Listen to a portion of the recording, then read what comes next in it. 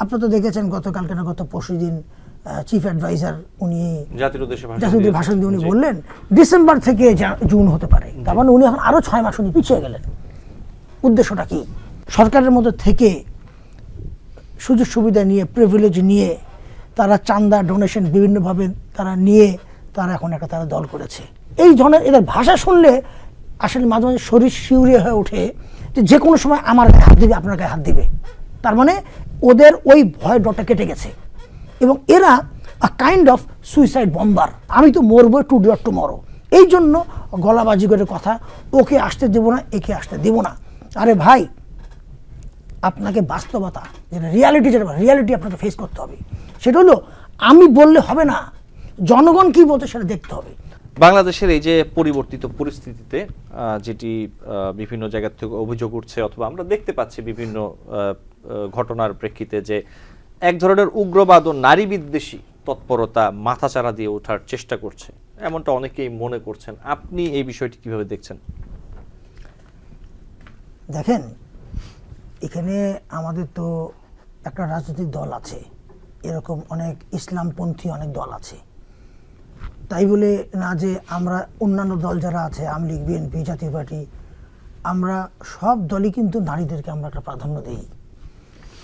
এখন কিছু কিছু দল আছে যারা নতুন নতুন হয়েছে, তাদের ভিতরে একটা মাইন্ড সেট আপ আছে যে মেয়ে মানুষরা কেন পলিটিক্স করবে, মেয়ে মানুষরা কেন কাজকর্ম করবে।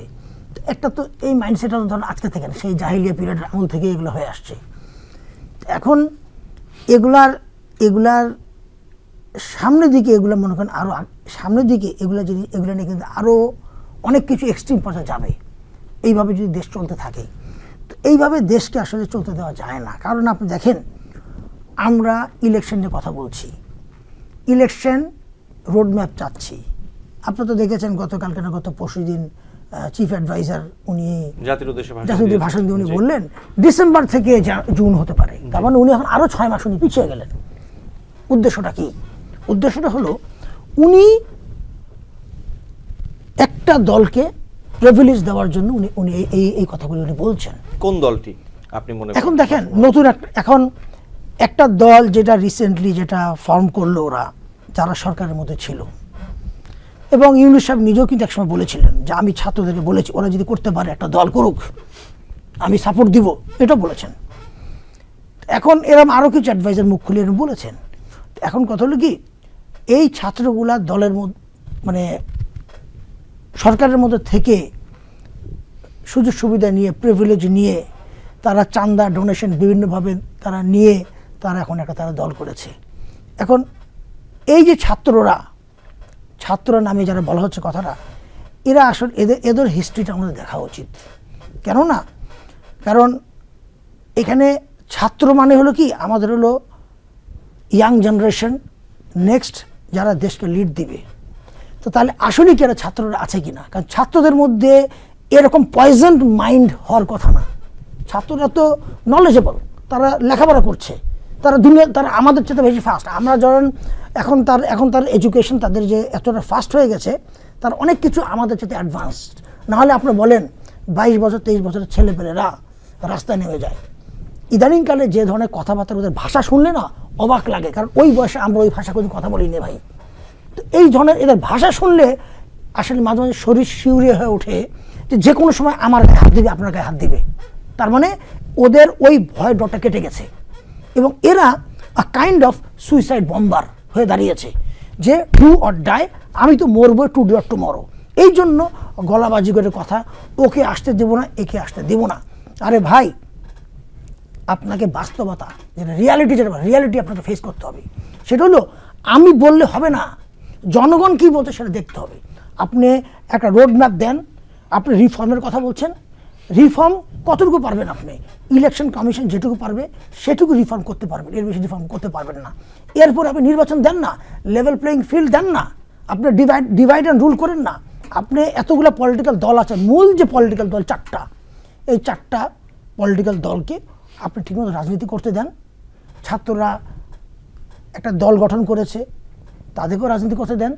তারপরে রাস্তা নামার পরে আপনি দেখেন কার পপুলারিটি কতখানি। আমি গলাবাজি করে বললাম ওকে নামতে দিব না, ওকে আসতে দিব না, আপনি আমাদের কথা চিন্তা করেন, আমাদেরকে এই জামাতের কথাই বলি বা এই ইসলামপন্থী যারা যারা দল আছে, ওনারা তো আমাদের থেকে আরও ভালো জানার কথা যে ইফতারটা কী জিনিস।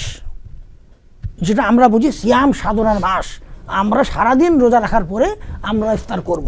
সেই ইফতারের মধ্যে হামলা, যেখানে বলে যে ইফতার সবার জন্য, হিন্দু মুসলমান যাই হোক ওই টাইমে সবার জন্য ইফতার, সেই জায়গা পর্যন্ত হামলা। তাহলে কিসের ধর্ম তাহলে চর্চা হচ্ছে? এইটা নিয়ে একবারও কি জামাত মুখ খুলেছে? এই ছাত্ররা একবারও মুখ খুলেছে এই তোমরা ইফতারের মধ্যে হামলা করো না? কী কারণে? একটা রাজনৈতিক দল সে তার কর্মী নিয়ে সে ইফতার করতেই পারে। আপনার ক্যান্টনমেন্ট দেখে কাফুরে দেখেছেন, আমাদের 5 জন লোকের মধ্যে 3 জন লোকের মাথা ফেটেছে, একজন 60টা করে স্টিচ দিতে হয়েছে। তো তাহলে দেশটা আমরা কোন জায়গায় বর্বর জাতি হিসেবে আমরা নিয়ে যাচ্ছি, জাহিলিয়ার দিকে দেশটা নিয়ে যাচ্ছি।